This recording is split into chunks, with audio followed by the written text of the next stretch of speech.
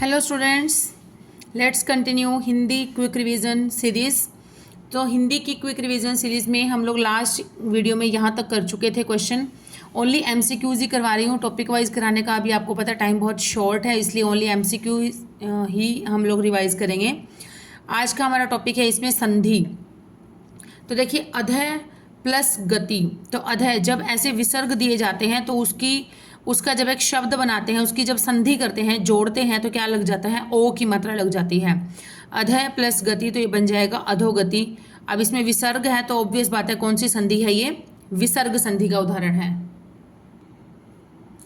Dash संधि वहां पर होती है जहां पर ए, छोटी ए या बड़ी ए का किसी भिन्न स्वर से मेल होने पर क्रमशः आय हो जाता है, तथा ओ का मेल किसी भिन्न स्वर से होने पर क्रमशः अव या आव हो जाता है।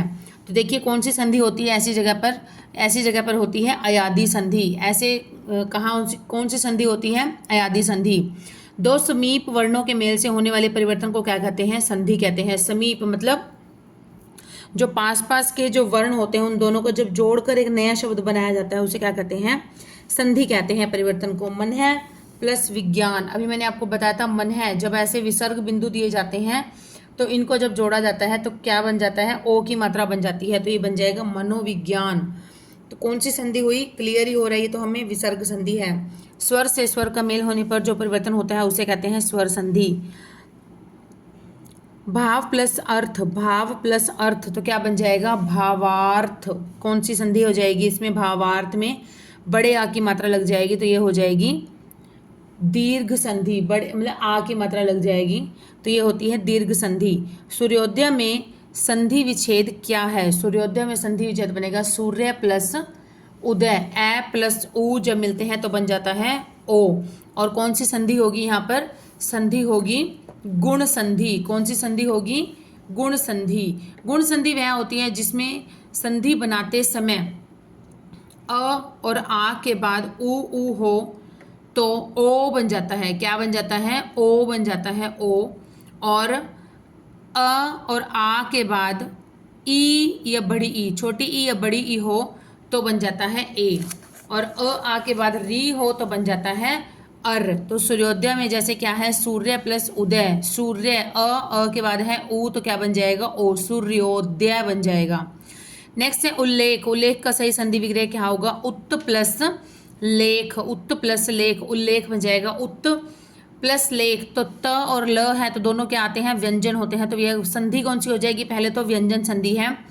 व्यंजन संधि वह होती है जब व्यंजन तथा व्यंजन या स्वर के मेल से व्यंजन व्यंजन या फिर व्यंजन और स्वर के मेल से जो परिवर्तन होता है उसे व्यंजन संधि कहते हैं। जैसे सत प्लस आचार, तो क्या बन जाएगा? सदाचार।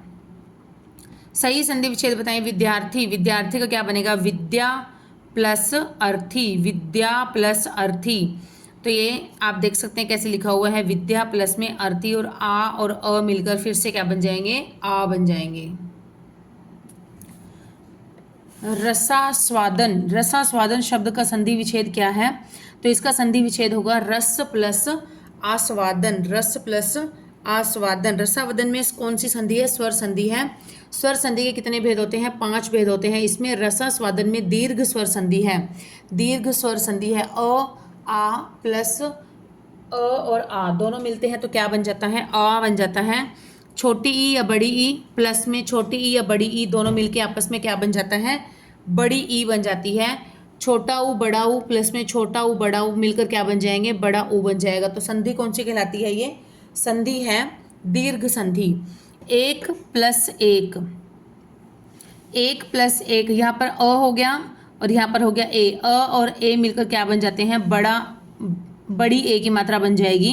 तो ये एक प्लस एक ये बन जाएगा एक एक बन जाएगा। ए क को बड़े ए की मात्रा हो जाएगी।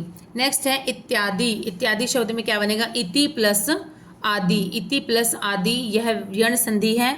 ई के आगे विजातीय या फिर विभिन्न स्वर होने पर, अलग स्वर होने पर ई का क्या बन जाता है? य बन जाता है। य जैसे ई और आ दोनों मिल गए तो क्या बन गया? या बन गया।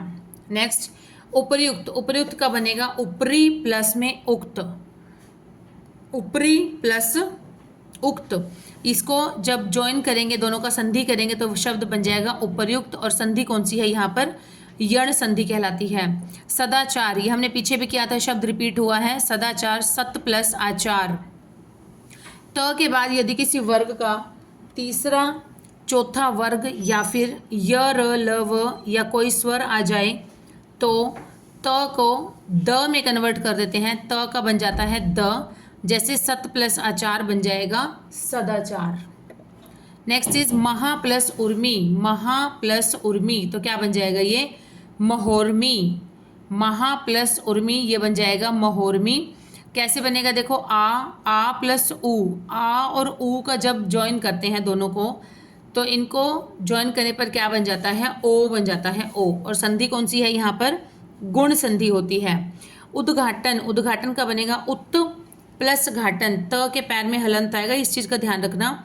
उत्त प्लस घाटन तो ये बन जाएगी, कौन सी संधि हो जाएगी, त और घ ये क्या होते हैं, व्यंजन होते हैं, व्यंजन संधि हो जाएगी। और त किस में कन्वर्ट हो जाता है, त बदल जाएगा द में। तो जब ज्वाइन करके संधि करके लिखेंगे तो ये बन जाएगा उद्घाटन। नेक्स्ट है मैच करना है इनको, पीयूष का समानार्थी बताना है क्या होता है। तो अगर ऐसे मैच करने वाले आते हैं तो पहले चारों को ध्यान से पढ़ा करो। चारों शब्दों को ध्यान से पढ़ने से कोई ना कोई ऐसा जरूर होगा जो हमें एक या दो, डेफिनेटली अगर दो भी आते होंगे तो हमारा बिल्कुल भी गलत होने का चांस ही नहीं बचता है। एक होगा तो भी 70% चांस हो जाते हैं। चलिए तो देखिए, पीयूष, पीयूष किसको कहते हैं, पीयूष कहते हैं अमृत को। किसको कहते हैं, अमृत को। सोम, पिए, पे, पीयूष, ये किसके शब्द हैं, अमृत, अमृत के पर्यायवाची हैं। तो ए का हो जाएगा, ए का हो जाएगा टू, ए का हो जाएगा टू। अगर हम ऑप्शंस देखते हैं तो ए का टू एक ऑप्शन में नहीं है, बाकी 3 ऑप्शंस में सेम ही दिया हुआ है, ए का बी सी डी में। तो चलिए एटलीस्ट हमारा 1 ऑप्शन तो एलिमिनेट हो गया, ए ऑप्शन हमारा एलिमिनेट हो गया। अब हम देखेंगे बी सी डी में तीनों में 2 2 है। अगला देखते हैं विपिन। विपिन जो होता है, विपिन जो होता है ये कानन, विपिन का होता है कानन, ठीक है। जंगल का होता है ये कानन का, जंगल विपिन। तो ये देखें हम बी का 4, बी का 4 अगर हम चेक करते हैं तो बी का 4 कहीं पर भी नहीं है, सिर्फ एक ऑप्शन ही है। अगर सपोज करो आप डेफिनेट हैं, आप डैम श्योर हैं कि बी विपिन का कानन आएगा तो आपको और कोई 3 देखने की भी जरूरत नहीं है। तो बी का 4 ओनली एक ही ऑप्शन में दिया गया है। तो पीयूष, पीयूष का हो जाएगा सोम, विपिन, विपिन का हो जाएगा कानन, पुंडरिक, पुंडरिक का होता है नलिन, और मकर ध्वज का समानार्थी होता है मनमथ। निम्न वाक्यों में मोटे अक्षर वाले शब्द का संधि ज्ञात कीजिए। तपोवन, तो तपोवन की संधि बतानी है, क्या बनेगी, ये बनेगी विसर्ग संधि। तो इसका क्या संधि विच्छेद करेंगे तो क्या बनेगा, तपह प्लस 1, तपह प्लस 1 बनेगा। तो यहाँ पर ये विसर्ग बिंदु लग गए हैं तो क्या बन जाएगी, विसर्ग संधि। तत् प्लस शिव, तत् प्लस शिव तो ये बन जाएगा तच्छिव, तच्छिव। निम्नलिखित में से कौन से वर्ण का उच्चारण तालु नहीं है, तालु, आप ना तालु आप इनको बोल के देख सकते हैं। जैसे आप मुंह अच्छी तरह से खोल के बोल के देखेंगे तो आपको आइडिया लग जाएगा कि कौन सा तालु से है और कौन सा तालु से नहीं है। तो देखिए ई, ई को बोलते हैं तो तालु से आवाज आती है। य हमारी जीभ कहीं पर टच नहीं होती है य बोलते हुए। श जीभ कहीं पर टच नहीं होती है, सिर्फ तालु से ही आवाज आती है।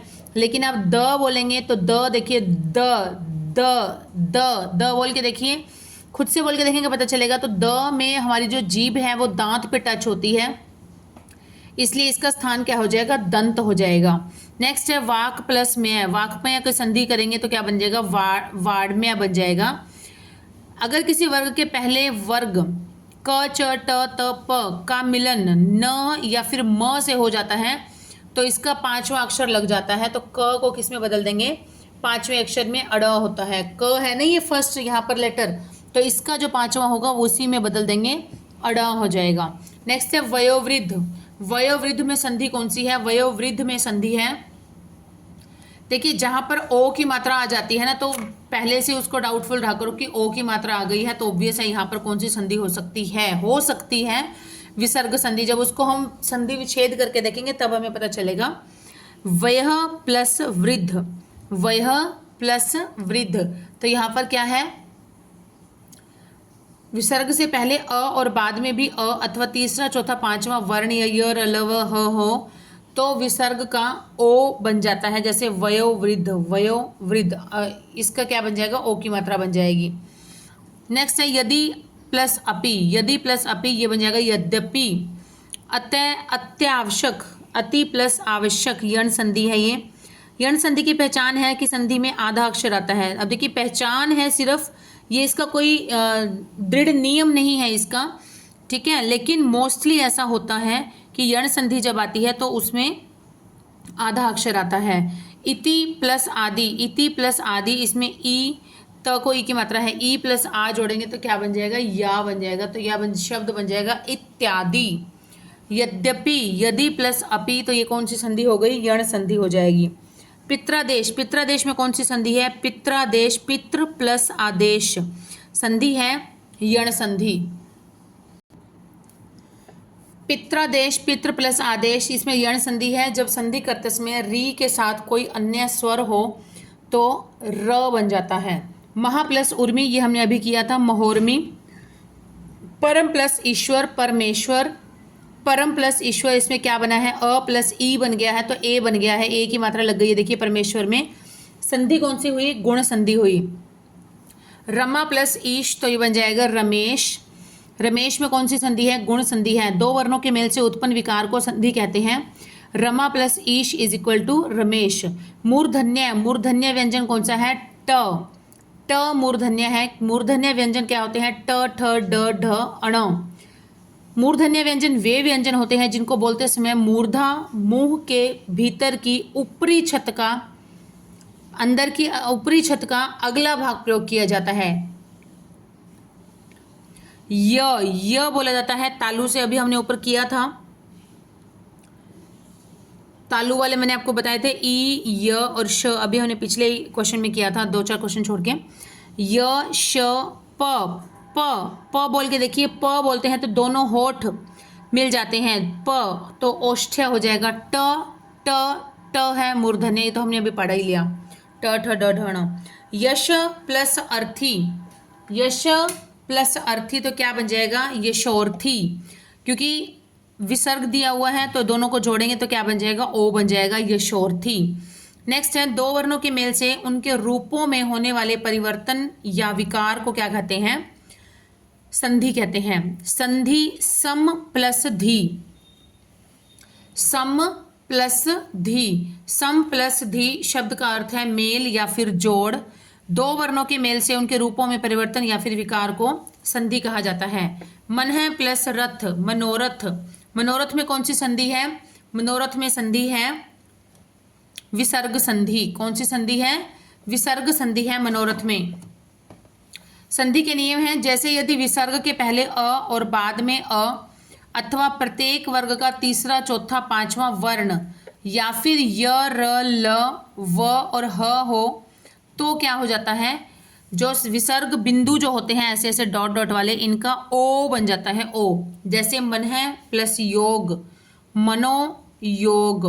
चंद्र प्लस उदय, चंद्रोदय, चंद्रोदय, इसमें संधि कौन सी हुई, गुण संधि, चंद्र प्लस उदय हो गया है ये।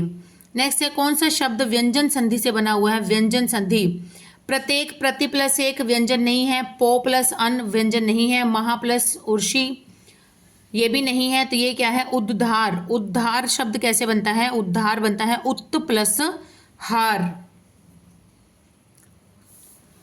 प्रत्येक, प्रति प्लस एक यण संधि, उद्धार, उत्त प्लस हार, उत्त प्लस हार ये बन जाता है व्यंजन संधि।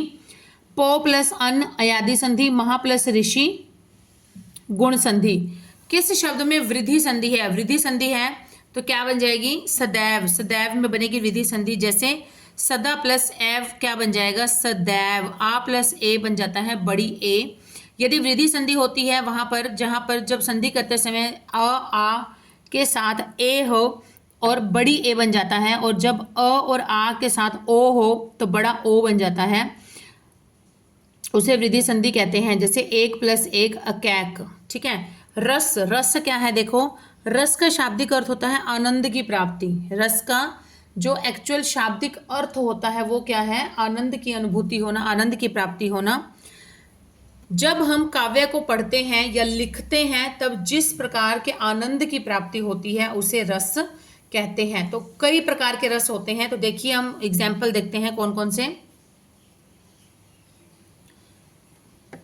वर दंत की पंगति कुंदकली अधराधर पल्लव खोलन की, चपला चमके घन बीच जगह छवि मोती माल अमोलन की, घुंघरारी लटें लटके मुख ऊपर कुंडल कौल कपालन की, निछावर प्राण करे तुलसी बलि जाऊं लाल इन बोलन की। तो कौन सा है इसमें? देखिए घुंघराले बालों की वर्णन किया गया है, शोभा बताई गई है ना, और सब चीज़ों की चमकदार हैं और बोल भी बहुत मीठे बोल हैं। तो ऑब्वियस बात है किसकी है ये? बचपन की बात की जा रही है, बच्चे के बचपन की, बच्चे के हरकतों की बात की जा रही है, उसकी हटखेलियों की बातें की जा रही हैं, तो ये उसका वर्णन किया जा रहा है उसके। तो ये क्या हो जाएगा? ये है वात्सल्य रस। वात्सल्य रस वह होता है जिसमें माँ अपनी संतान के प्रति जो प्रेम होता है वह वात्सल्य रस होता है। स्थायी भाव क्या है इसमें? स्थायी भाव है वात्सल्य का। आलम कौन सा है? पुत्र है या संतान है। आश्रय, आश्रय क्या है? माता पिता। उपरोक्त पंक्ति में श्री कृष्ण के बाल रूप के सौंदर्य का, क्रीड़ाओं का, उनके उलझे हुए बालों का, दांतों का, यानी पूरे बाल्यकाल की सुंदरता का वर्णन किया गया है। नेक्स्ट है शोभित कर नवनीत लिए, घुटरुनु चलत रेन, तन मंडित मुख दधि लेप किए। तो ये क्या बनेगा? मुख दधि लेप किए, कि मुख पर दही का लेप कर दिया है। ये कौन सा है? इसमें भी वात्सल्य रस है। इसमें भी श्री कृष्ण जी के ही उसका वर्णन किया गया है, सुंदरता का वर्णन किया गया है। शोभित कर लेप कियो में वात्सल्य रस है। वात्सल्य रस का अर्थ होता है माँ का बच्चों के प्रति प्रेम। नेक्स्ट टॉपिक स्टार्ट होता है यहाँ से अलंकार। अलंकार का अर्थ है गहना, आभूषण। जिस प्रकार स्त्री को सजने संवरने के लिए गहनों की आवश्यकता होती है, ठीक उसी प्रकार ही वाक्य की शोभा को बढ़ाने के लिए अलंकार की आवश्यकता पड़ती है।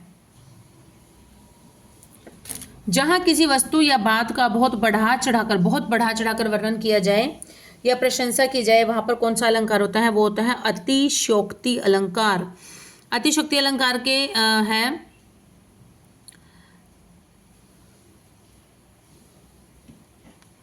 हनुमान की पूंछ में लगन न पाई आग, हनुमान की पूंछ में लगन न पाई आग, लंका सगरी जल गई गए निशाचर भाग।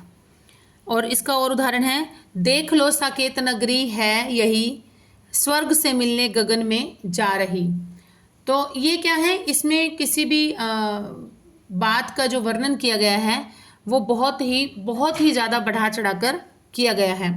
चलिए नेक्स्ट है चारू चंद्र की चंचल किरणें। तो कौन सा अलंकार है? अनुप्रास अलंकार। हमें पता है चारू च की रिपीटिशन हो रही है, तो यहाँ पर कौन सा हो जाता है? अनुप्रास अलंकार हो जाता है। अगर इंग्लिश में सेम रिपीटिशन होती है, रिपीटिशन ऑफ द सेम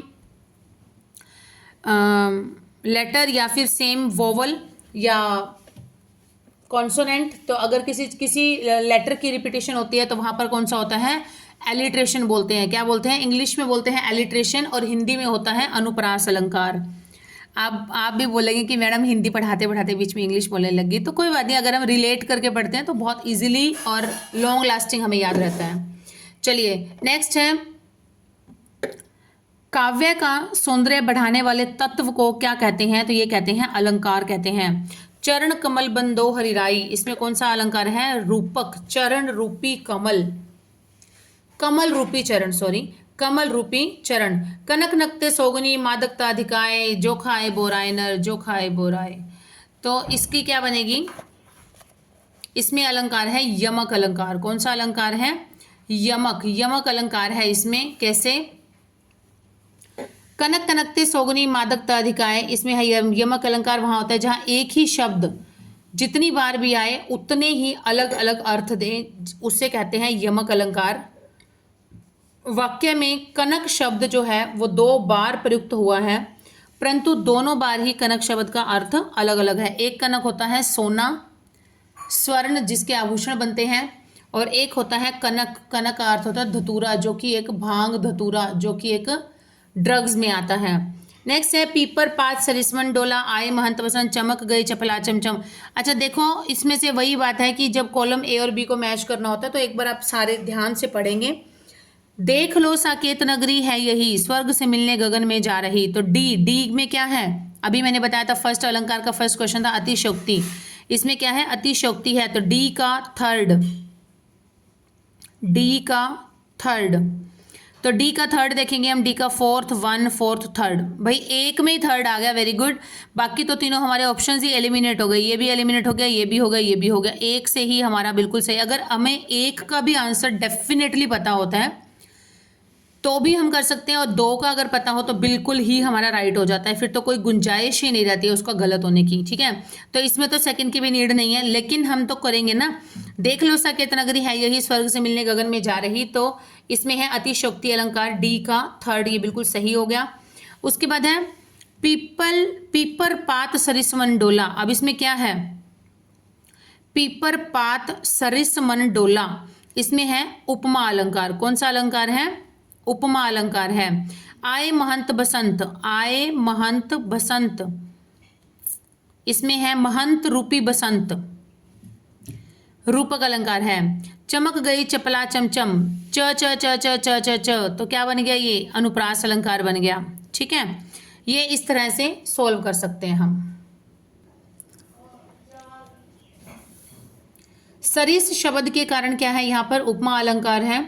पीपर पात सरिसमन डोला उपमा अलंकार, आए महंत बसंत, महंत रूपी बसंत आ गई है, रूपक अलंकार हो गया। चमक गई चपला चमचम, च च च की आवृत्ति हो रही है, अनुप्रास हो गया। देख लो साकेत नगरी है यही, स्वर्ग से मिलने गगन में जा रही, तो यह है अतिशयोक्ति अलंकार, क्योंकि ऐसी कोई भी नगरी नहीं है जिसकी ऊंचाई जो है वो स्वर्ग तक हो। नेक्स्ट फिर से कॉलम अ से कॉलम बी मैच करना है। देखिए, भूषण बिनु न बिराजई, कविता बनीता मित, हरिपद कोमल कमल से, चरण कमल बंदो हरिराई, काली घटा का घमंड घटा। चरण कमल बंदो हरिराई, अभी हमने पीछे भी किया था ये वाला, कमल रूपी चरण, कमल रूपी चरण, तो रूपी चरण हो गया, तो कौन सा अलंकार हो गया, रूपक अलंकार। तो बी का सेकंड क्या हो जाएगा, बी का चरण कमल बंदो हरिराई, ये है बी नहीं हुआ, सी है, चरण कमल बंदो हरिराई, सी का हो जाएगा सेकंड। तो सी का सेकंड हम देखते हैं, थर्ड फोर्थ सेकंड दो में ही है सेकंड, मतलब 50% तो हमारा बिल्कुल क्लियर हो गया कि ये दोनों ऑप्शन है ही नहीं, ना ए ना बी। सी और डी में हम देखते हैं, एक कोई और करके देखते हैं अब इतने में। काली घटा का घमंड घटा, काली घटा का घमंड, इसमें घटा घटा शब्द सेम रिपीट हुआ है, लेकिन इसमें दोनों बार ही इसका जो मीनिंग है वो डिफरेंट है। काली घटा, एक तो वो है जो बारिश आने से पहले जो काली घटाएं बन जाती हैं, दूसरा है घमंड घटा, घटा मतलब कम हो जाना। तो यहाँ पर कौन सा अलंकार हो जाएगा, ये हो जाएगा श्लेष अलंकार, ठीक है। तो ये हो गया डी का थर्ड, नहीं, काली घटा का घमंड घटा यहाँ पर हो जाएगा यमक अलंकार हो जाएगा। काली घटा का घमंड घटा, काली घटा का घमंड घटा, इसमें दोनों शब्दों का बार बार अलग अलग उत्तर है, तो ये हो जाएगा यमक अलंकार। कौन सा अलंकार हो जाएगा, यमक अलंकार। डी का है फोर्थ, डी का फोर्थ है यहाँ पर, एक दो में है लेकिन ये तो पहले एलिमिनेट हो ही गया हमारा, तो यहाँ पर ये राइट आंसर हो जाएगा बिल्कुल सी इज द एकदम राइट करेक्ट आंसर। फिर से इसको देख लेते हैं, भूषण बिनु न बिराजई, कविता बनीता मित, तो इसमें है श्लेष अलंकार। हरिपद कोमल कमल से, उपमा अलंकार है, इसमें कमल से, ये जो से सा सी इस तरह से आते हैं, इसमें उपमा अलंकार ही होता है। सरिस, चरण कमल बंदो हरिराई, रूपक अलंकार हो गया, कमल रूपी चरण। गाली घटा का घमंड घटा, यमक अलंकार हो गया। चलिए नेक्स्ट है, कोटि कुलिस सम वचन तुम्हारा, इसमें कौन सा अलंकार है, सम। अभी मैंने आपको बताया था सा सी से सरिस सम, तो इसमें कौन सा अलंकार हो जाता है, उपमा अलंकार हो जाता है। उपमा अलंकार वह होता है जहां पर एक वस्तु की तुलना किसी दूसरी वस्तु से की जाती है, जैसे उसका मुख चंद्रमा के समान है, इसमें मुख की तुलना किससे की गई है? चंद्रमा से की गई है। कोटि कुलिस समवचन तुम्हारा में उपमा अलंकार है, क्योंकि परशुराम जी के एक एक वचन को वज्र के समान बताया गया है, वज्र से तुलना की गई है उनके वचनों की। नेक्स्ट है रूपक अलंकार। रूपक अलंकार होता है जहां पर उपमेय और उपमान का एक ही रूप कह दिया जाए, वहां पर रूपक अलंकार होता है। अनुप्रास अलंकार होता है जहां पर एक से अधिक वर्णों की आवृत्ति हो। यमक, जहां एक शब्द की आवृत्ति अनेक बार हो और हर बार उस शब्द का अर्थ क्या हो? अलग अलग हो, वहां पर होता है यमक अलंकार। कौन सा अलंकार होता है? यमक अलंकार। रहमन पानी राखिए, बिन पानी सब सून, पानी गए न उबरे, मोती मानस चून, मोती मानस चून। तो इसमें कौन सा अलंकार होएगा? श्लेष अलंकार। कैसे? यहां पर क्या है? श्लेष अलंकार जहां पर शब्द एक बार प्रयोग हो परंतु वाक्य में उसका अर्थ क्या हो? अलग अलग हो, श्लेष अलंकार कहते हैं। जैसे श्लेष का अर्थ है चिपकना, और जैसे एक शब्द के अनेक अर्थ चिपके रहते हैं। रहमन पानी राखिए, बिन पानी सब सून, पानी गए न उबरे, मोती मानस चून। यहाँ पर पानी शब्द के 3 अर्थ हैं। कौन कौन से? एक तो हुआ आत्मसम्मान, दूसरा है जल, क्रांति आदि। मोती के लिए क्या है? इसकी मोती के लिए क्या है? चमक है। मानुष के लिए क्या है? प्रतिष्ठा है। और चून या आटा के लिए क्या है? इसका अर्थ जल है, क्योंकि जल नहीं होगा तो सूखे आटे को कैसे आप डो बनाएंगे और कैसे उसकी रोटी बनाएंगे? ठीक है, तो इसलिए जल की भी उसकी बहुत इंपॉर्टेंस है चून के लिए, आटे के लिए। नेक्स्ट है तरनी तनुजा तटतमाल तरुवर बहुचाए, त त त त त त त, तो त की रिपीटेशन हो रही है। कौन सा अलंकार हो जाएगा? अनुप्रास अलंकार। जहां पर एक ही वर्ण की आवृत्ति एक से अधिक बार होती है, अनुप्रास अलंकार होता है। जैसे इसमें त की आवृत्ति हो रही है। काली घटा का घमंड घटा, अभी हमने पढ़ा था और 2 बार पढ़ चुके हैं हम ये सेंटेंस पहले। यमक अलंकार। कौन सा अलंकार होता है? यमक अलंकार। जैसे घटा घटा, यहाँ पर घटा घटा 2 बार प्रयुक्त हुआ है परंतु अर्थ अलग अलग है। यमक अलंकार में एक घटा का अर्थ होता है घट जाना, कम हो जाना। दूसरी घटा का अर्थ है बादल, जो काली घटाएं छा जाती हैं, जब बादल बन जाते हैं उसको बोलते हैं घटा।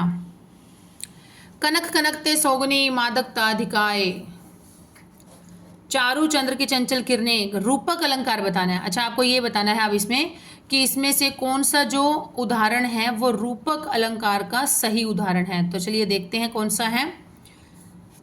पायो जी मैंने राम रतन धन पायो, राम रूपी रतन धन पाया है। क्या पाया है? राम रूपी रतन धन पाया है। तो राम रूपी रतन है, तो यहाँ पर क्या हो जाएगा? रूपक अलंकार हो जाएगा।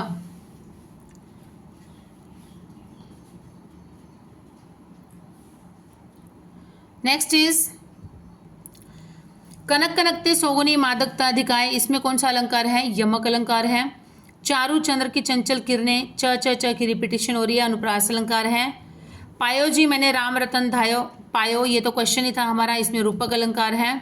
हाय फूल सी कोमल बच्ची, अब यहाँ पर मैंने आपको बताया था, अभी एक ऊपर क्ल्यू बताया था, सी आ जाए, सा, से, सम, सरिस, इस तरह से, तो इसके समान उसकी बताई गई है, तुलना की गई है, समानता, तो उसमें होता है उपमा अलंकार। नेक्स्ट है कूलन में, केली में, कछारन में, कुंजन में, क्यारिन में, कलित, कालीन, किलकत है। क क क क क क है, तो क क क की रिपीटेशन हो रही है, तो ऑब्वियस बात है कौन सा अलंकार हो जाएगा? अनुप्रास अलंकार हो जाएगा। नेक्स्ट है वंदऊ गुरु पद पदम परागा, पद पदम परागा, तो कौन सा अलंकार हो गया? अनुप्रास अलंकार। प प वर्ण की आवृत्ति हो रही है। समास, समास का टॉपिक यहाँ से स्टार्ट हो रहा है। गोदान, गोदान में कौन सा तत्पुरुष समास है? गोदान में है संबंध तत्पुरुष समास। निडर, निडर में है अवयवी भाव, बिना डर के। समास से बनने वाले नए शब्द क्या कहलाते हैं? समस्त पद कहलाते हैं। देशभक्ति, देश के लिए भक्ति, संप्रदान के लिए, कौन सा तत्पुरुष हो जाएगा? संप्रदान। नेक्स्ट है जिस समास में समस्त पद का कोई भी पद प्रधान न हो, न प्रथम न द्वितीय, कोई भी पद जो है वो प्रधान न हो, और अपने से भिन्न किसी विशेष संज्ञा का विशेषण हो, उसे डैश समास कहते हैं। तो कौन सा समास कहते हैं? बहुब्रीहि समास कहते हैं। समस्त पद और समास के नाम का सही मिलान कीजिए। समस्त पद और समास के नाम का, तो ये देखते हैं यथासंभव, यथासंभव क्या हो जाएगा? यथासंभव का हो जाएगा संभवता के अनुसार। किसके अनुसार? संभवता के अनुसार हो जाएगा। अगला है हमारा अंधकार युक्त, अंधकार संभवता के अनुसार, संभवता के अनुसार हो जाएगा, तो उसमें कौन सा अलंकार रहेगा? उसमें अलंकार रहेगा अवयवी भाव, अवयवी भाव अलंकार रहेगा, सॉरी अवयवी भाव समास रहेगा, सॉरी फ्रेंड्स। अंधकार युक्त, अंधकार युक्त में कौन सा रहेगा? तत्पुरुष समास। अंधकार युक्त में रहेगा तत्पुरुष समास, अंधकार से युक्त। अष्टाध्यायी, अष्टाध्यायी, अष्टाध्यायी देखिए जहाँ पर भी आपको नंबरिंग आ जाए, जैसे साप्ताहिक, अष्टाध्यायी, ठीक है, और छप्पै, तिमाही, इससे मतलब कोई भी जिसमें कि कोई भी गिनती आ जाए, है ना। अष्टाध्यायी में 8 हो गया, अष्टाध्यायी युक्त मतलब 8 अध्यायों का समूह, तो उसमें हमेशा क्या होता है? द्विगु समास होता है। जहाँ पर भी हमारा कोई भी नंबरिंग से रिलेटेड, कोई डिजिट से रिलेटेड वर्ड आ जाता है, 1 2 3 4 5 6 7 8 इस तरह से कोई भी बीच में एक वर्ड आ जाता है, तो वहाँ पर नंबर आ जाता है, तो वो होता है द्विगु समास। आप जैसे जैसे करेंगे आपको आगे आगे क्लियर हो जाएगा। जन्म मरण, जहाँ पर बीच में होता है हैश, हैश होता है जन्म मरण, जैसे भाई बहन, जन्म मरण, ठीक है। दूध दही, द्वंद होता है, द्वंद हो गया, द्वंद। और मोस्टली क्या होता है, ये दोनों जो वर्ड होते हैं आपस में या तो और या फिर या लगाकर जोड़े जाते हैं, या फिर ये जो होते हैं ये विपरीत भी होते हैं कई बार शब्द, जैसे जन्म मरण विपरीत हो गए आपस में एक दूसरे के, तो ये क्या हो जाता है? यहाँ पर द्वंद्व समास हो जाता है। कौन सा समास? द्वंद्व समास। चलिए नेक्स्ट है हमारे पास पुरुषोत्तम, पुरुषों के लिए उत्तम होता है, पुरुषों और उत्तम, पुरुष का उत्तम, पुरुषों में, पुरुषों में उत्तम होता है, पुरुष के लिए उत्तम नहीं होता। पुरुषोत्तम होता है जो सभी पुरुषों में उत्तम हो। अब में कौन सी विभक्ति होती है? में विभक्ति होती है। अब देखिए कारक कितने प्रकार के होते हैं? कारक जो होते हैं वो 8 प्रकार के कारक होते हैं। कारक वैसे कितने प्रकार के होते हैं? कारक होते हैं 8 प्रकार के, ठीक है। कर्ता ने कर्म को करण से संप्रदान के लिए, अपादान से संबंध काके की, अधिकरण में पर, और संबोधन हे अरे, ठीक है। ये होते हैं 8। लेकिन जो समास के अंदर आते हैं, तत्पुरुष समास के अंदर जो आते हैं कारक, वो उसके होते हैं 6 भेद। कितने होते हैं? 6। 2 को इंक्लूड नहीं किया गया है इसमें। कौन कौन से 2? एक तो कर्ता और लास्ट वाला जो है संबोधन, कर्ता कारक और संबोधन कारक, इन दोनों को इसके अंदर इंक्लूड नहीं किया गया है। बाकी सारे के सारे वही हैं। और जो भी जब हम समास का विग्रह करते हैं, शब्द का विग्रह करते हैं, तो उसको करने से जो हमारी विभक्ति यूज होती है, जिस विभक्ति का भी प्रयोग किया जाता है, वही विभक्ति के अनुसार ही हमारा वही वाला ही तत्पुरुष समास का भाग मतलब हो जाता है, ठीक है। तो चलिए देखिए इसमें क्या है? पुरुषों में उत्तम, पुरुषोत्तम हमने पढ़ा ना, पुरुषों में उत्तम, तो में कौन सी विभक्ति है? अधिकरण, अधिकरण में पर होता है, तो यहाँ पर हो जाएगा अधिकरण तत्पुरुष समास। कौन सा हो जाएगा? अधिकरण तत्पुरुष समास। I hope I am able to clear all the things. Okay, next is समस्त पद और समास के नाम का सही मिलान कीजिए। मैंने अभी बताया था आपको सप्ताह, सप्ताह किसको बोलते हैं? Group of 7 days, group of 7 week days ना, मतलब सप्ताह क्या है? 7 दिनों के समूह को कहते हैं। तो मैंने आपको बताया था जिसमें भी कोई भी डिजिट, कोई भी नंबर आ जाए, जैसे अष्टाध्यायी अभी हमने पढ़ा था, ठीक है, सप्ताह हो गया, तो इसमें जब नंबर आ जाता है तो वो कौन सा समास होता है? द्विगु समास। सी का 4, सी का क्या है? सी का हो जाएगा, सप्ताह का द्विगु हो जाएगा 4। तो सी का 4 देखो, हमें ये 3 4 2 4, तो ये 2 तो हमारे बिल्कुल एलिमिनेट हो गए, ए वाला और है हमारा सी, ये दोनों एलिमिनेट हो गए ऑप्शन। बचा हमारे पास जिसमें सी का 4 4 है, 2 और 4, ये 2 बचे हमारे पास। तो चलिए कोई और देखते हैं। धर्मा धर्म, धर्म अधर्म, धर्मा धर्म क्या बजाएगा? धर्म अधर्म, धर्म अधर्म, तो उसमें होता है द्वंद्व समास। बी का सेकंड, बी का सेकंड, बी का सेकंड है फर्स्ट और सेकंड में। फर्स्ट तो ऑलरेडी हमारा एलिमिनेट हो ही गया, हट गया ये, तो बचा कौन सा? सेकंड। तो ये सेकंड जो है बी ऑप्शन है वो हमारा बिल्कुल करेक्ट आंसर है। आगे देखते हैं वाग्दाता। वाग्दाता क्या होता है? वाग्दाता का बनेगा तत्पुरुष समास।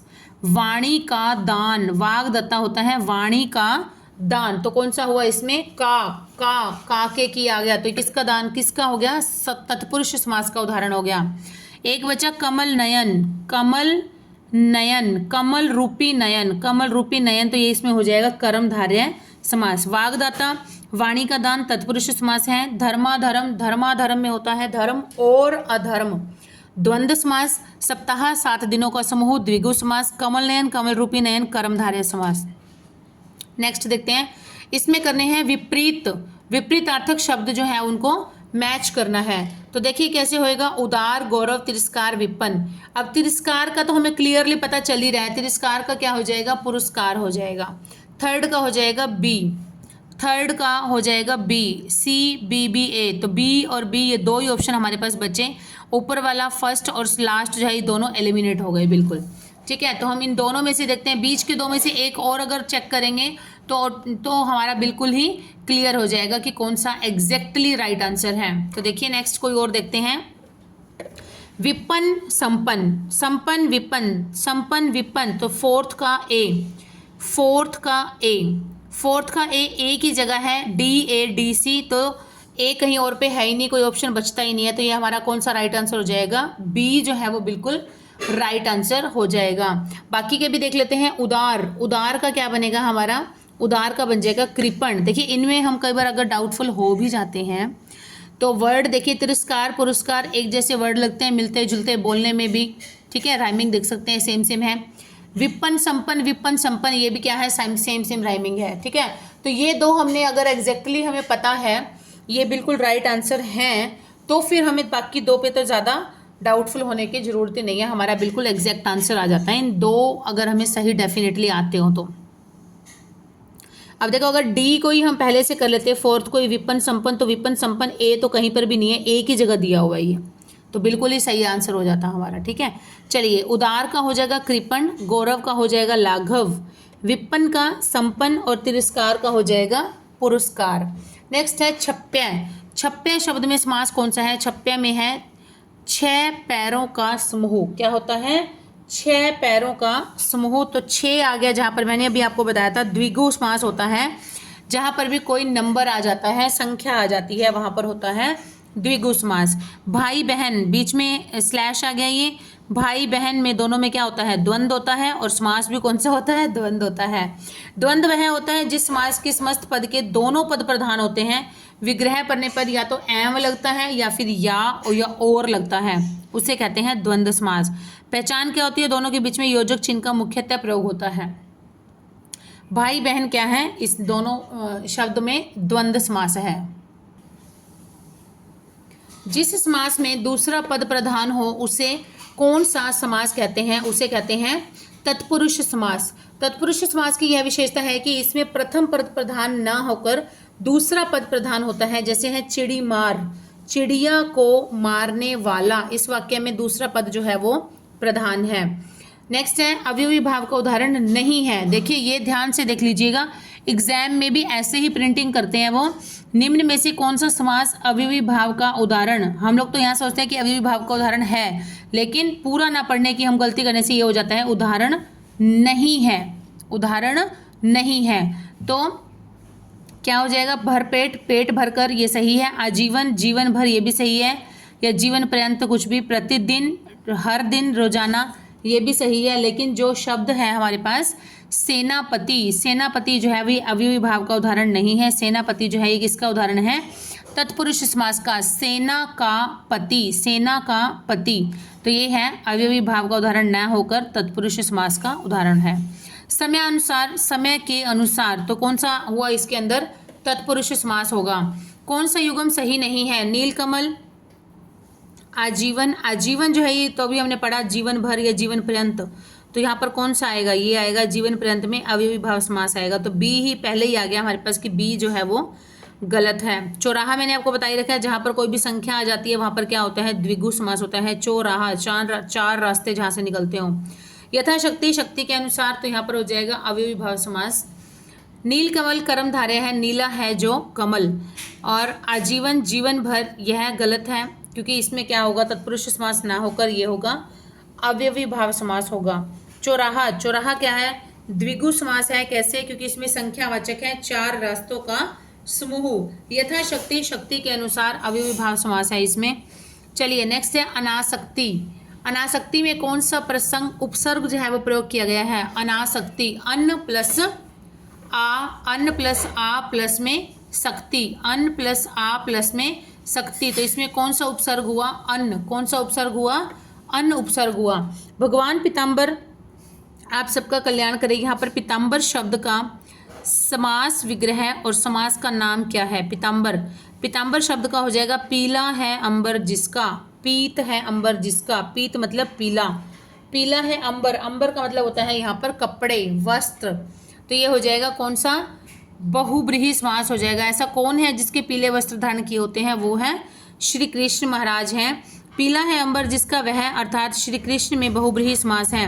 श्री बहुब्रीहि समास वह होता है जिसमें कोई पद प्रधान नहीं होता, बल्कि दोनों पद मिलकर किसी तीसरे पद की ओर इशारा करते हैं। नेक्स्ट इज नीलकंठ। नीलकंठ, नीला है कंठ जिसका, कौन है वो जिसका कंठ नीला है? भगवान शिव है वो जिनका कंठ नीला है। तो ये किसके बारे में बात हो रही है? शिव जी भगवान के बारे में बात हो रही है नीलकंठ में। और नीलकंठ मोर भी होता है, नीला है कंठ जिसका मोर भी होता है। बहुब्रीहि समास वह समास है जिसमें दोनों पद में कोई भी पद प्रधान न होगा, जबकि कोई तीसरा पद की ओर संकेत किया जाता है, उसे कहते हैं बहुब्रीहि समास। तो यहाँ पर नीलकंठ कौन है? नीला है कंठ जिसका, वो है भगवान शिव जी या फिर मोर। नेक्स्ट है कौन सा अवयवी भाव का समास है? अवयवी भाव, कनक जैसी लता, कनक लता, इसमें समास कौन सा है? कर्मधारय समास है। कनक जैसी लता है कर्मधारय समास। तीन वेणियों का समूह, मैंने आपको बताया था जहाँ पर संख्या आ जाती है वहाँ पर कौन सा होता है? हमेशा द्विगु समास ही होता है। तीन वेणियों का समूह त्रिवेणी, तो ये है त्रिरत्न, त्रिवेणी, त्रिमूर्ति, तो ये हो जाते हैं द्विगु समास हो जाएगा। जीवन पर्यंत, जीवन भर या जीवन पर्यंत, हाँ जीवन भर, पूरा जीवन, तो इसमें हो जाएगा हमारा अवयवी भाव समास हो जाएगा। प्रतिदिन, प्रतिदिन में कौन सा होता है? प्रतिदिन, दिन प्रतिदिन, रोजाना, प्रतिदिन, तो इसमें है अवयवी भाव समास। भर पेट, पेट भर कर, तो ये भी हो जाएगा अवयवी भाव समास हो जाएगा। नेक्स्ट है देश विदेश। देश विदेश में क्या होएगा? द्वंद्व समास होएगा। मैंने बताया इसमें एक तो ये बीच में योजक दे रखा है, योजक दे रखा है, और दूसरा क्या है? दोनों आप दूसरे में एक दूसरे के विपरीत भी हैं, विपरीत भी हैं दोनों एक दूसरे के, इसलिए इसमें क्या हो जाएगा? द्वंद्व समास हो जाएगा। नेक्स्ट है ये बताना है कि इसमें जो एग्जाम्पल दिए गए हैं ये किस किस के एग्जाम्पल हैं, तो देखिए अवयवी भाव, अवयवी भाव का उदाहरण कौन सा है? यथा विधि, यथा विधि, विधि के अनुसार, किसके अनुसार? विधि के अनुसार, यथा विधि, विधि के अनुसार। तत्पुरुष समास, तत्पुरुष समास किस में होता है? तत्पुरुष समास, अभी देखो यथा विधि हमें पता था, अवयवी भाव समास है अ का ग, अ का ग देखते हैं तो भैया ये तो चारों में ग ग दे रखा है। चलो और कोई देखते हैं। ये है हमारे पास दूध रोटी, दूध और रोटी के बीच में अगर हमारे पास यहाँ पर योजक आ जाता है तो हमारा कौन सा समास हो जाता है? द्वंद्व समास। ई का हो जाएगा घ, ई का घ एक ही जगह पर है, बाकी तीनों एलिमिनेट हो जाएंगे, एक में राइट आंसर आ जाएगा आपका। चलिए और देखते हैं तत्पुरुष समास। तत्पुरुष समास कौन सा है? तत्पुरुष समास है हमारे पास मन माना। तत्पुरुष समास क्या है? मन माना, मन से माना हुआ। और हमारा बच्चा बहुब्रीहि समास। बहुब्रीहि समास क्या होता है? मक्खी चूस, मक्खी चूस, मक्खी चूस क्या होता है? मक्खी को चूसने वाला, तो उसे क्या कहते हैं? उसे कहते हैं कंजूस। मक्खी चूसने वाले को क्या कहते हैं? कंजूस कहते हैं। चलिए तो आज का हमारा जो है क्लास यहीं पर ही विराम करते हैं। जल्दी मिलेंगे नेक्स्ट न्यू फ्रेश क्वेश्चंस के साथ, PYQs के साथ। Till then keep studying and keep hard working and please, ये तो पीक टाइम है और मेरे चैनल को ज़्यादा से ज़्यादा सपोर्ट करते रहिए। पहले भी आपने बहुत अच्छा सपोर्ट किया है तभी मैं यहाँ तक पहुँची हूँ, और होपफुली आप आगे भी बहुत अच्छा सपोर्ट करते रहेंगे। Okay, keep studying, keep hard working and keep supporting my channel, and all the best to all of you for your preparation.